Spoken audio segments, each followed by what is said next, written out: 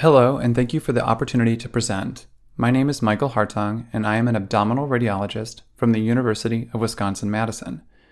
This talk will cover a wide variety of inflammatory bowel pathology, and by the end, you will feel more comfortable and confident addressing these often complex and challenging cases in your practice. We will consider three general categories of disease: Crohn's disease and ulcerative colitis, inflammatory enteritis, and important mimics that can overlap with bowel inflammation on imaging. We will start our discussion with Crohn's disease and ulcerative colitis. When evaluating patients with suspected inflammatory bowel disease, and really any case of bowel inflammation, there are some key findings for you to look for. This slide helps us form a mental checklist of the key imaging findings that we should be reporting in these cases. Inflammation in the fat will look like stranding or haziness, along with engorged vessels and enlarged lymph nodes. Inflammation of the bowel will have wall thickening, distinct bowel layers or stratification, strictures, and upstream dilation. Complications to look out for include cancer, perforation, fistula formation, and abscess. When you are evaluating for active Crohn's disease, you need to keep in mind a few specific imaging features. First, you will most commonly see involvement of the terminal ileum and right colon. Of course, you will also encounter involvement of other segments of the bowel, including the jejunum and ileum, but they will often be shorter and discontinuous, so-called skip lesions. Crohn's disease tends to form strictures or narrowing of the small bowel lumen, which can result in partial obstruction and upstream dilation. Because the inflammation is transmural, that is, involving all layers of the bowel wall, Crohn's disease tends to form fistulas, which can extend from the small bowel to other small bowel loops, enteroenteric, small bowel to the skin, enterocutaneous, and to other sites such as the bladder or large bowel as well. Perianal inflammation and fistulas are much more common with Crohn's disease rather than ulcerative colitis, and abscesses often occur in the setting of fistulous disease. This patient with active Crohn's disease will cover many of the imaging findings that we've discussed. We'll start by identifying the ascending colon here and follow it down to the cecum, where there's some postoperative changes, and trace out the distal and terminal ileum. The terminal ileum is thickened with a long segment stricture. There is mural stratification, where we can see mucosal hyperenhancement, submucosal edema, and serosal hyperenhancement, as well as engorgement of the mesenteric vasculature, vasa recta, and also reactive mesenteric adenopathy. This transitions into upstream dilated small bowel, where we encounter other areas of stricturing and wall thickening, indicating skip lesions, a characteristic finding of Crohn's disease. Inflammatory bowel disease can be evaluated with CT enterography, which is often the first-line imaging test. This is usually a higher dose CT with negative or water density oral contrast, which is used to distend the loops of bowel but not obscure abnormal mucosal enhancement that would happen with bright oral contrast. My institution uses a thinner slice protocol with higher doses of IV contrast to optimize evaluation and detection of even subtle inflammation. CT enterography provides the best evaluation of perforation, abscesses, and complex abdominal fistulous disease. This CT enterography provides a great example of the evaluation of fistulous disease in the right lower quadrant. As we scroll down to the right lower quadrant, we see some dilated upstream small bowel loops, and then this complex, tethered-looking segment of S-shaped small bowel. As we closely evaluate this segment, we see these thin channels of communication extending from small bowel loop to small bowel loop and small bowel to the sigmoid colon here, indicating enteroenteric and enterocolonic fistula. We'll take a look at the coronal images here. Here's the ascending colon and terminal ileum with long segment stricturing and inflammation with irregularity, and these spiculated areas extending out to the adjacent sigmoid colon, which we can follow back and forward here, indicating enterocolonic fistula, and also to other small bowel loops, such as right here, indicating enteroenteric fistula. Thus, in summary, we have complex right lower quadrant enteroenteric and enterocolonic fistulous disease with some upstream small bowel dilation. MR enterography is another common imaging technique to evaluate inflammatory bowel disease, and there are several benefits beyond ACT enterography. First, there is no radiation, which makes this a good exam for long-term follow-up and screening. Second, it is very sensitive to detect even subtle inflammation, particularly when combining the T2 fat-suppressed images and post-contrast evaluation. Third, you get functional information about bowel peristalsis by reviewing dynamic cine images, which approximates the sort of information that you would get from a fluoroscopic small bowel follow-through examination.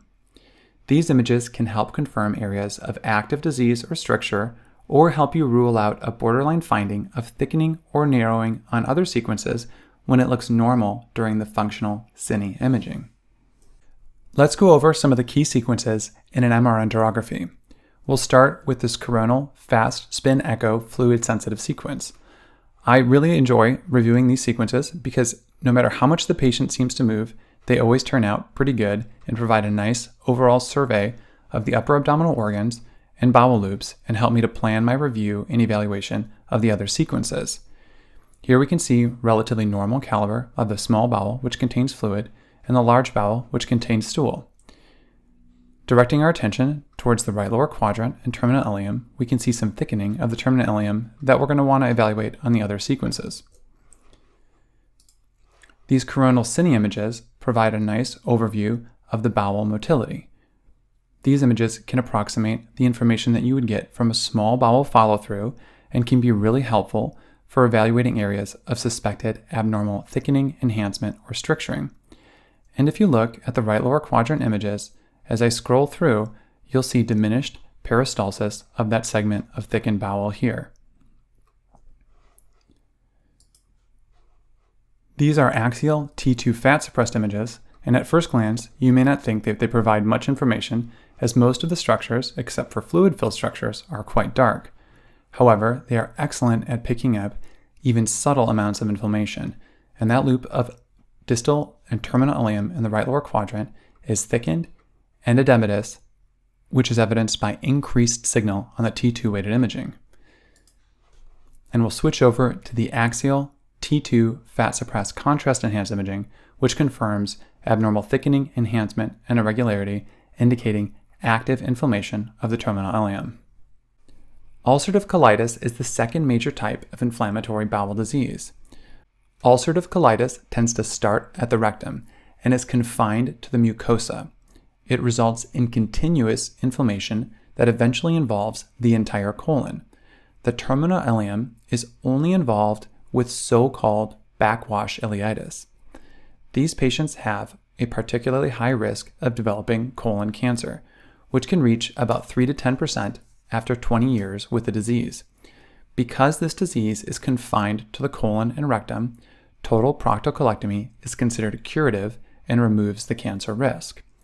An important hepatobiliary condition associated with ulcerative colitis is primary sclerosing cholangitis, which can occur with either UC or Crohn's disease, but is more common with UC. In fact, 75% of patients with primary sclerosing cholangitis will have coexisting ulcerative colitis. This scan illustrates the typical findings of pancolonic inflammation related to ulcerative colitis. We'll start at the rectum, where there's increased thickening and enhancement of the mucosa with submucosal fat deposition and perirectal adenopathy. Following the colon upstream, we find similar thickening and enhancement of the mucosa with loss of the normal haustral features, which extends and involves the remainder of the colon. There is also some inflammation of the terminal ileum, indicating backwash ileitis. The mesocolonic vasculature is somewhat pronounced, and then there's associated mildly enlarged lymph nodes along the entire course of the colon, typical for ulcerative colitis.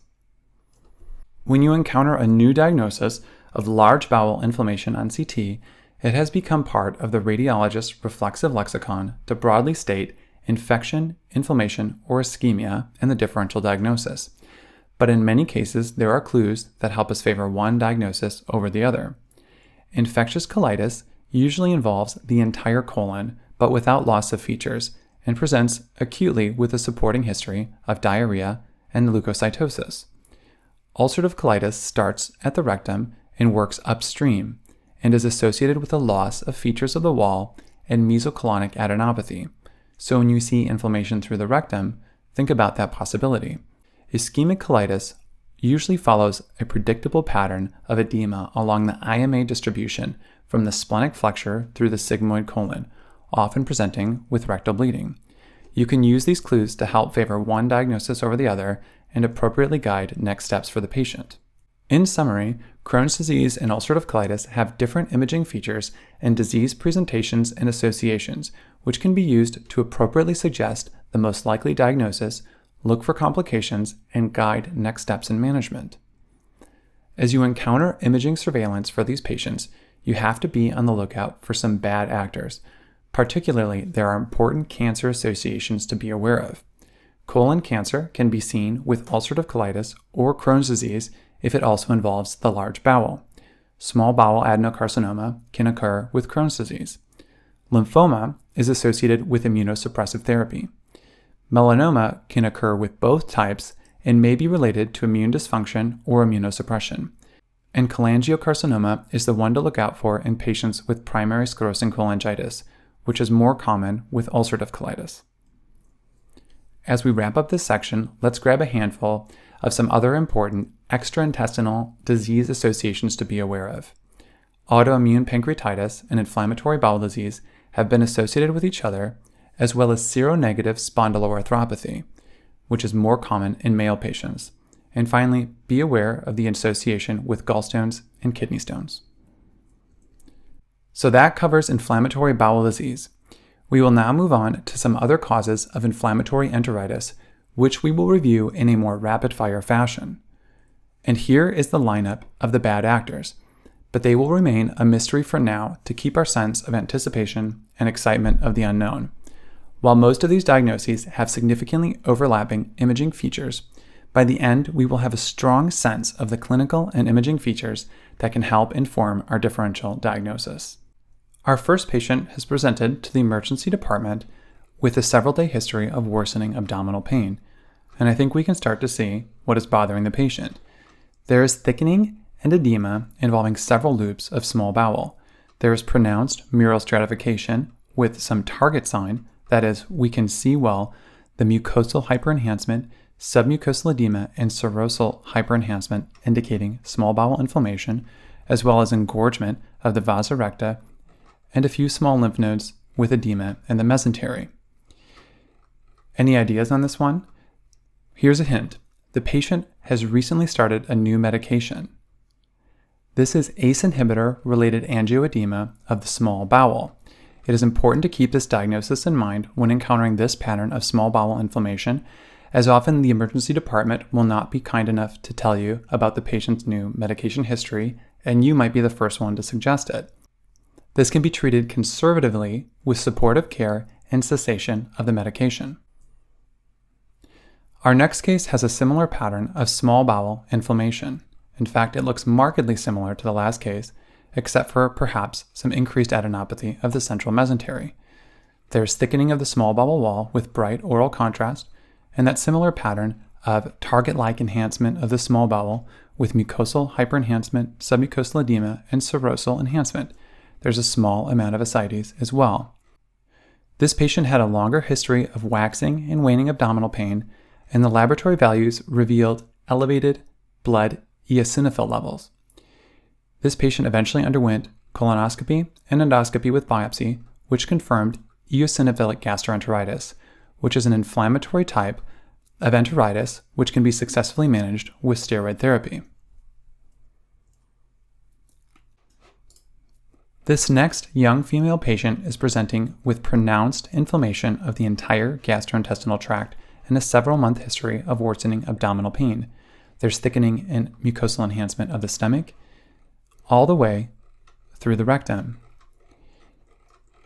The serosal enhancement of the small bowel is particularly impressive and matches that of the increased enhancement of the mucosal layer.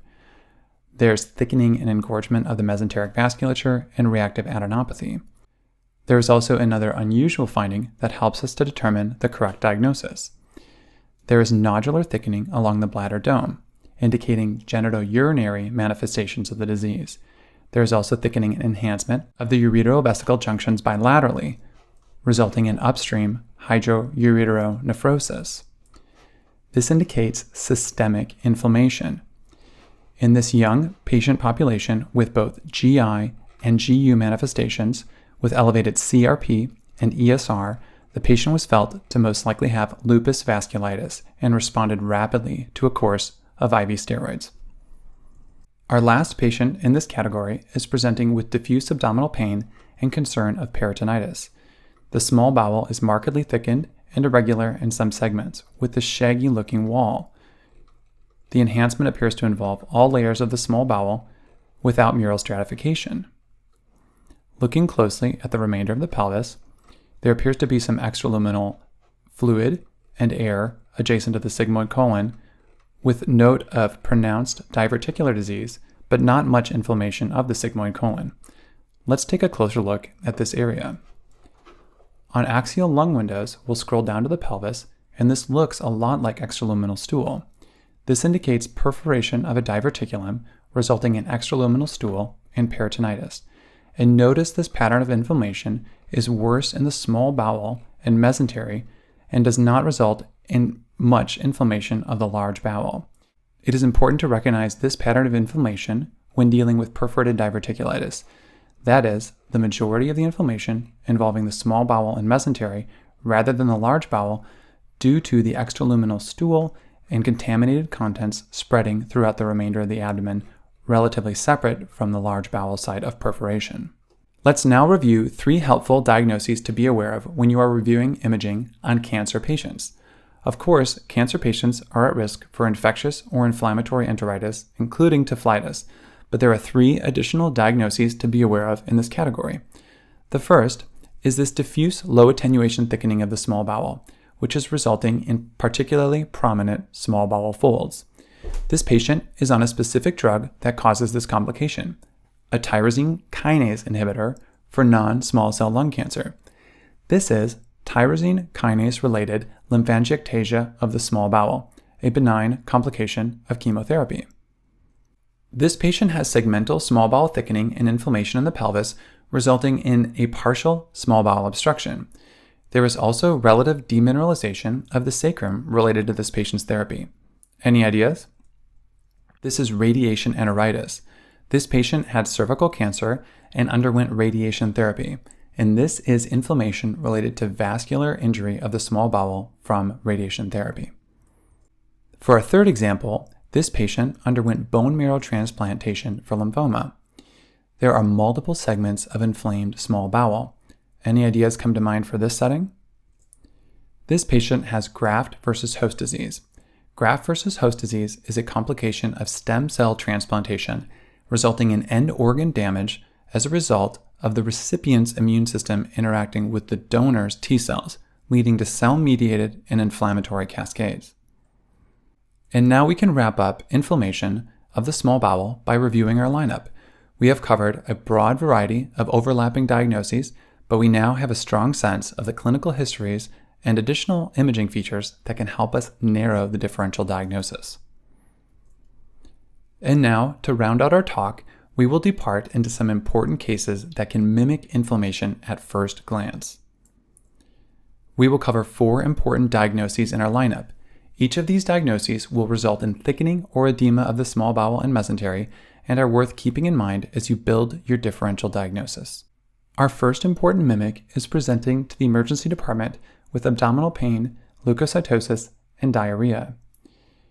As we evaluate the distal small bowel, we'll notice some areas of thickening, increased enhancement, increased prominence of the vasculature, and some reactive lymph nodes.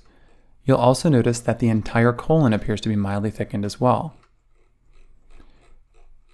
Pancolonic inflammation without loss of features, with the addition of inflammation of the small bowel, is consistent with infectious enterocolitis, which was confirmed with stool studies in this patient and successfully managed with antibiotic therapy. Our next patient is presenting with a several-day history of worsening abdominal pain. The coronal images provide a nice overview of dilated distal small bowel, which tapers towards the pelvis into this fecalized segment.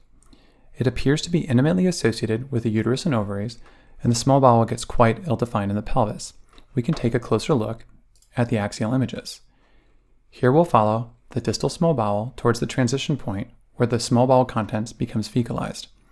Here there's some angulation and ill-defined appearance of those loops, but it's really quite difficult to tell what's going on with the surrounding ascites.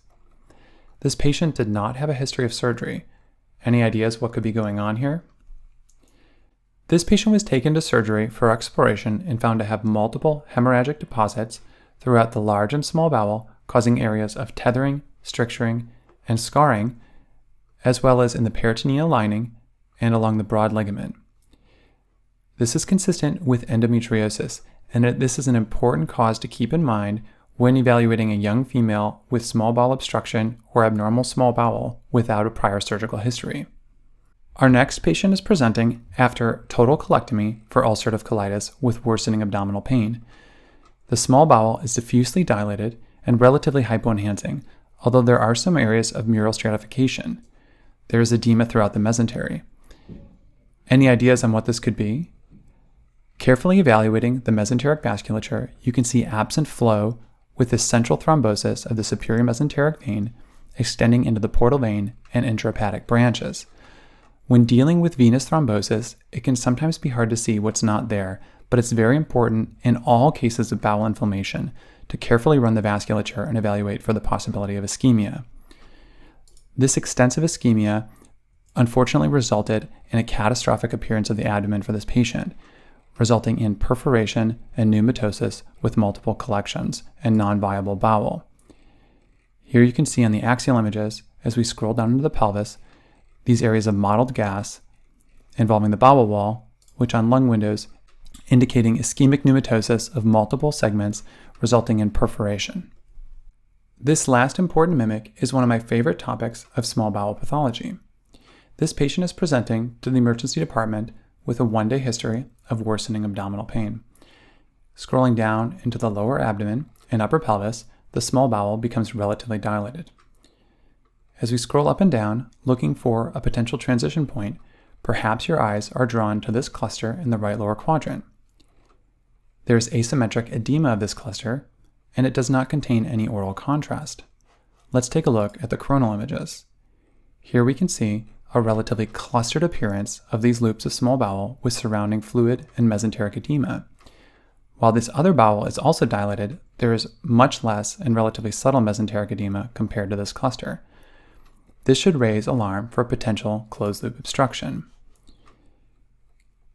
Carefully following the small bowel containing some oral contrast towards this cluster, we find this first transition point, this beaked appearance of the small bowel. And if we carefully scroll through and follow this suspected closed loop segment around